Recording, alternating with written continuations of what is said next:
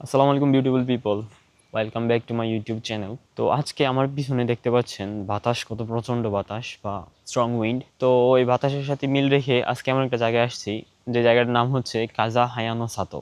সন্ধি বিচ্ছেদ করলে কাজা মিন্স হচ্ছে বাতাস, আর হায়া মিন্স হচ্ছে মানে স্ট্রং বা আর্লি, আর সাতো মিন্স হচ্ছে ভিলেজ বা গ্রাম। তো তার মানে হচ্ছে বাতাসের আর্লি বাতাসের ভিলেজ বা স্ট্রং বাতাসের ভিলেজ। তো পিছনে আমার স্ট্রং বাতাস বা স্ট্রং উইন্ড দেখেই বুঝতে পারছেন যে নামের সাথে কতটা মিল। চলেন ভিতরে যাওয়া যাক। এইখানে আসতে যায় অলরেডি আমি একবার ভুল করে ফেলাইছি বলতে গাড়ি নিয়ে আমি মানে ভুল জায়গায় ঢুকে গেছিলাম আর কি, ট্যাক্সি স্ট্যান্ডে ঢুকে গেছি। ঢুকে দেখি দাদু একটা গাড়ি ধুইতেছে। মানে আমি তো পুরাই বিক করি মানে হইতেছে যে আমি হতভম্ব হয়ে গেছি, কই আসলাম। পরে দেখি যে গুগল ম্যাপ আমারে কই নিয়ে গেছে, খুঁজা পরে এখান থেকে রিলোকেট করে এখন আরেকটা জায়গায় আসছি। দেখে আপনাদের, এটা হচ্ছে একটা পার্কিং। এই আমার পিচ্চি গাড়ি ওইখানে দাঁড়িয়ে আছে। তো আমি এখন এই দিয়ে যাচ্ছি। মানে এলাকাটা খুবই পাহাড়ি, একটা এলাকা, বুঝছেন।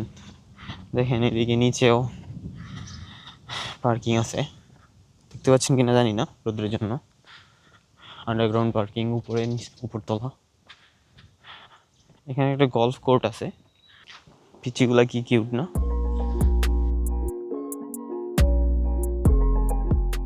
আজকে আমার গোল্ডেন উইকের এক সপ্তাহ বন্ধ ছিল। তো এক সপ্তাহ বন্ধের মধ্যে আজকে হইতেছে লাস্ট দিন। তো ভাবলাম যে বন্ধুরা নষ্ট না করে কাজে লাগাই।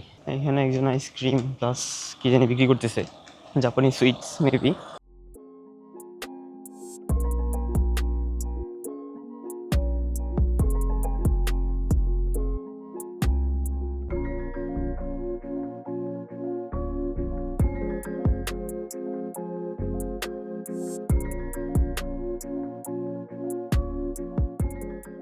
এটা একটা জলদানব, যা নাকি আদিকাল থেকে এই পার্কের পুকুরে বসবাস করে। সেই জন্য পার্ক কর্তৃপক্ষ দর্শনার্থীদেরকে সাবধান করছে এই জলদানব থেকে, আর এর নাম হচ্ছে কাপ্পা। আমার পিছনে বা মাথার উপরে যে গাছগুলো দেখতে পাচ্ছেন এগুলো হচ্ছে ও স্টিরিয়া ফুল গাছ। তো আমি আসতে একটু বেশি লেট করে ফেলাইছি। এগুলো অলমোস্ট ফুইটা মানে শেষ হয়ে গেছে, অল্প কিছু আছে। মানে এদিকে যদি দেখেন, এদিকে দেখেন অল্প কিছু আছে, ঠিক আছে।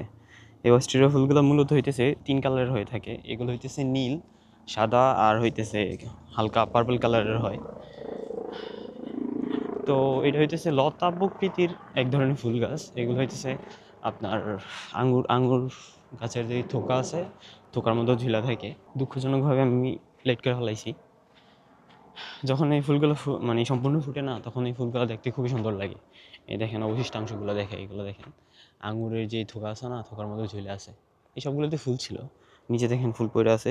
জাপানে সাধারণত যে ফুলগুলো ফুটে তার মধ্যে মূলত ঘ্রাণ থাকে না, যেমন সাকুরার মধ্যে আপনি কোনো সুবাস পাইবেন না। হ্যাঁ, তারপর হইতেছে বাকি যে ফুলগুলো আছে জাপানে, ওই ফুলগুলোতে মানে সচরাচর সুবাস থাকে না। বাট এইখানে যে ওয়েস্টেরিয়া গাছগুলা, মানে ওয়েস্টেরিয়া ফুলগুলো আমার মাথার উপর যেগুলো আছে, এইগুলার ঘ্রাণ প্রচণ্ড স্ট্রং, ঠিক আছে। এইখানে যে গাছগুলো আছে, এক একটা গাছ আপনার অলমোস্ট 100-150 বছর পুরনো। যখন এই ফুলগুলো একদম টোটালি ব্লসম করে, তখন এই ফুলগুলো দেখতে পুরো একদম মানে এনিমের একটা ভাইব দেয়। যে মনে করেন একদম মানে আনরিয়েল একটা ভাইব আসে এরকম। আপনি যদি নর্মালি যদি জাপানের কি বলে ফেমাস যেই অংশগুলো আছে বা ফেমাস যেই মানে স্পটগুলো আছে যেগুলো সোশ্যাল মিডিয়াতে খুবই জনপ্রিয়, ওই এলাকাগুলো ছাড়া যে অন্য নর্মাল এলাকাগুলোতে আসেন, কান্ট্রি সাইড এরিয়াগুলোতে, এখন আমি যেখানে আসছি ওইরকম এরিয়াগুলোতে আপনার জাপানিজদের সংখ্যা খুবই বেশি পাবেন, আর বিদেশিদের সংখ্যা একদম নাই বললেই চলে। যেমন আমি এখানে আজকে আসছি, আসার পর আশেপাশে ঘুরে দেখলাম যে আমি ছাড়া আর কোনো বিদেশি নাই, মানে একমাত্র বিদেশি আমি। আর চারপাশে নেটিভ জাপানিজগুলা।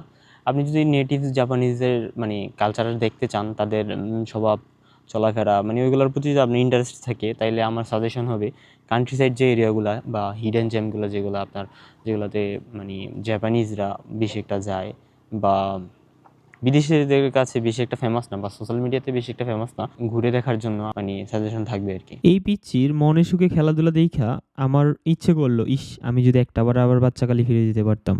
নো ডাউট সে তার জীবনের সবচেয়ে বেস্ট মোমেন্ট কাটাচ্ছে এখন। এই পার্কটা মূলত একটা গলফ কোর্টের পাশে বানানো এবং লোকালদের কাছে খুবই ফেমাস একটি পার্ক। তো guys, I am checking out from here. দেখা হচ্ছে নেক্সট কোনো ভিডিওতে। সে পর্যন্ত ভালো থাকবেন, সুস্থ থাকবেন। আল্লাহ হাফেজ।